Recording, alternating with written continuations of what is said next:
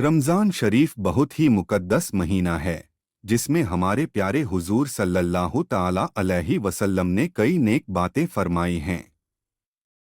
यहाँ कुछ हदीस मुबारक पेश हैं जो इस महीने की फजीलत और इसमें किए जाने वाले अच्छे अमल के बारे में बताती हैं।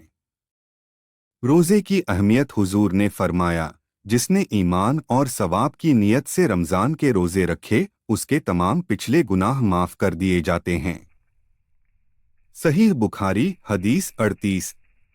रमज़ान में नेकियों का सवाब हुजूर ने फरमाया, रमज़ान में एक नफली इबादत का सवाब फ़र्ज के बराबर और एक फ़र्ज का सवाब 70 फ़र्ज के बराबर दिया जाता है। सुनन अल-बहकी। रोज़ेदार के लिए जन्नत का खास दरवाज़ा। हुजूर ने फरमाया, जन्नत में एक दरवाज़ा है जिसे रैयान कहा जाता है। इस दरवाजे से सिर्फ रोजेदारों को ही बुलाया जाएगा और जब वे अंदर दाखिल हो जाएंगे तो यह बंद कर दिया जाएगा। सही बुखारी हदीस 1896। सहरी की बरकत। हुजूर ने फरमाया, सहरी किया करो क्योंकि सहरी में बरकत होती है। सही बुखारी हदीस 1923। रोजेदार की दुआ कबूल होती है।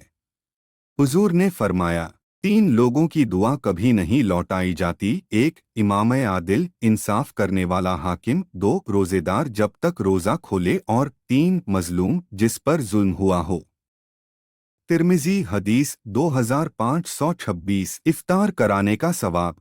हुजूर ने फरमाया, जो किसी रोजेदार को इफ्तार करवाएगा उसे रोजेदार के बराबर सवाब मिलेगा बिना इसके कि रोजेदार के सवाब में कोई कमी की जाए। सुनन तिर्मिजी हदीस 807। शबे क़द्र की फजीलत। हुजूर ने फरमाया, जो शबे क़द्र में ईमान और सवाब की नीयत से इबादत करेगा उसके पिछले गुनाह माफ़ कर दिए जाएंगे।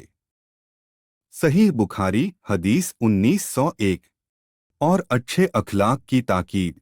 हुजूर ने फरमाया, रोज़ा सिर्फ खाने पीने से ही नहीं होता बल्कि बेकार और गंदी बातें छोड़ना भी रोज़े का हिस्सा है।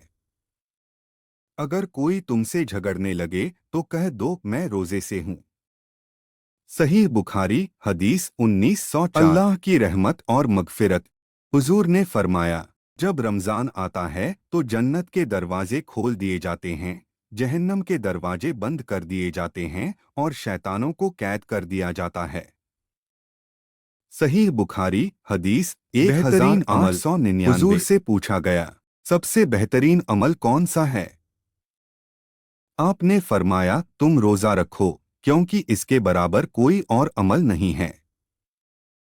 सुनन अनसाई हदीस 2222। रमज़ान में इन बातों पर अमल करके हम अल्लाह की रहमत, बरकत और मगफिरत हासिल कर सकते हैं।